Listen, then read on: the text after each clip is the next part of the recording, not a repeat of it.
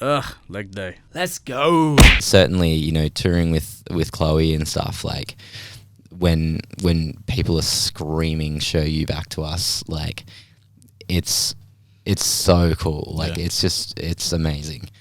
Those crowds are massive. I'm trying to find a photo right now, but I've seen on your like socials the crowds you guys are performing in front of. Is that nerve-wracking? Look, so the biggest crowd we played to was for the Maroon 5 tour. Yep. You opened up with them. Yeah, we supported Maroon 5. So that was. Did you get to meet them? No. I think Chloe met Adam Levine. But we met like a few of the other band members. Sam Faraz, a good mate of Chloe's. He's one of like the keys and multi-instrumentalists within within the band. He also co-wrote "Show You." Right.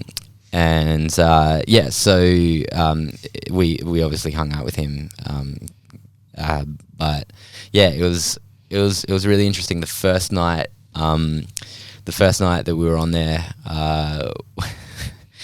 far out. This was probably my most nerve-wracking time ever on stage.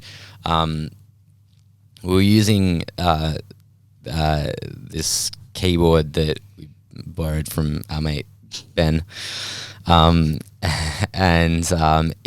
it had been a little bit finicky, and it had been like progressively finicky. Yeah. And then first show, Brisbane Entertainment Centre, something like 10,000 people or something, and the second song in, I do this bass line, and it's just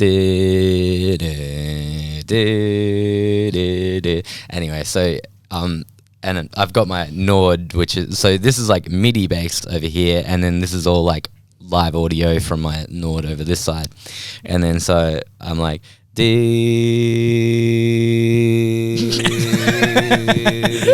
I'm like, oh my god. This is not the right time for this to happen. No.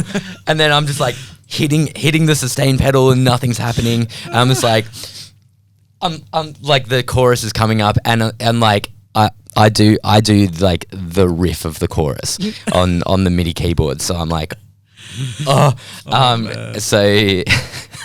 I just like unplug the MIDI cord, plug it back in, turn the keyboard off, play, like do it. I was like, well, the chorus is about 3, 2, 1, and I'm like, dum, dum, dum, and I'm like, oh. And then like for the rest of the next 2 songs, I was absolutely having a panic attack, like straight up. Like, because do you have backups? Like, what do they call redundancy? Because I heard Flume has like 5 or 6 redundancy.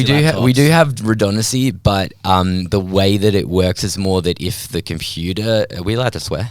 Yeah. Okay. Fuck it. If the computer shits itself, then like it switches over to the backup computer that, depending on the backup computer and its capabilities, sometimes it's exactly the same, so like we're still running our synths through that other computer, but sometimes if the other computer is not as strong, we just have like the synths in the tracks, so like until we flip it back over with a switch.